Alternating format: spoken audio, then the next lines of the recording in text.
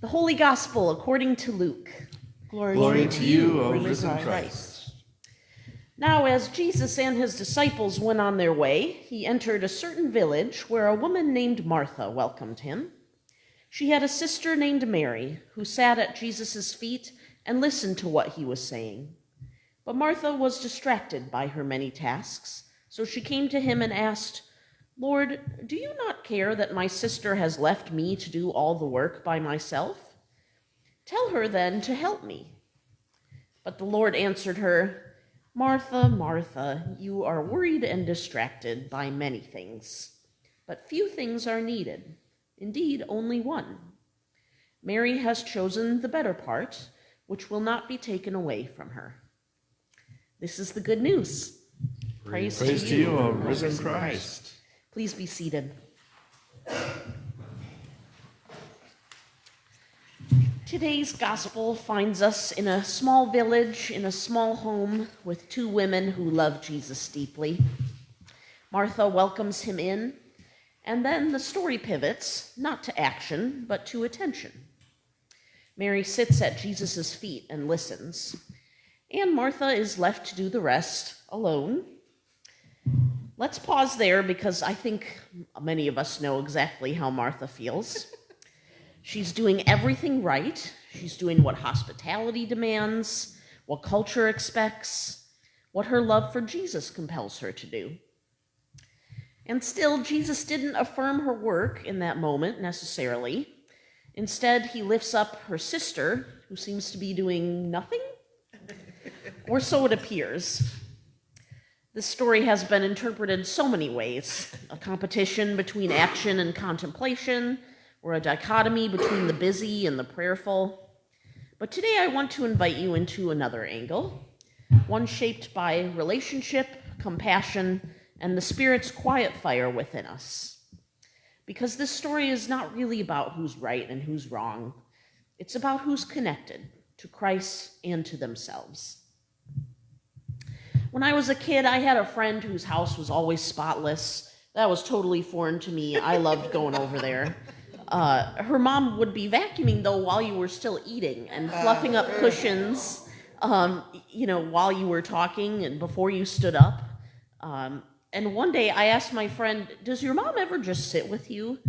And she said something to the effect of, "Not really. She's always serving, but I don't always feel seen." And that was a small comment, but it stayed with me. You see, relational presence is not the same thing as being in the same room. We can be surrounded by people and still feel deeply alone. And sometimes the people doing the most for others are the loneliest of all. Martha isn't wrong for working. She's hurting because her service has become disconnected from her source. And that's when resentment grows, when we serve from obligation instead of overflow, when we do what's right but miss the relationship. Jesus doesn't scold Martha. He calls her by name twice.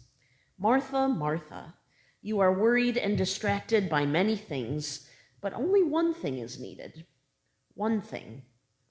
And that one thing, it isn't necessarily being Mary. It's being connected like Mary, connected to the presence of Christ, to the power of the Spirit, to the divine breath that fills us not only to do, but to be." I don't read Jesus' words to Martha as a rebuke, but rather as comfort. He frees her from the burden of worrying about many things that society has placed on her. We all have this deep yearning, not for perfection, but for presence. A God who meets us in our locked rooms, a God who comes with justice rolling like rivers, a God who tells us not to worry, not because our pain is insignificant, but because we are held in something greater.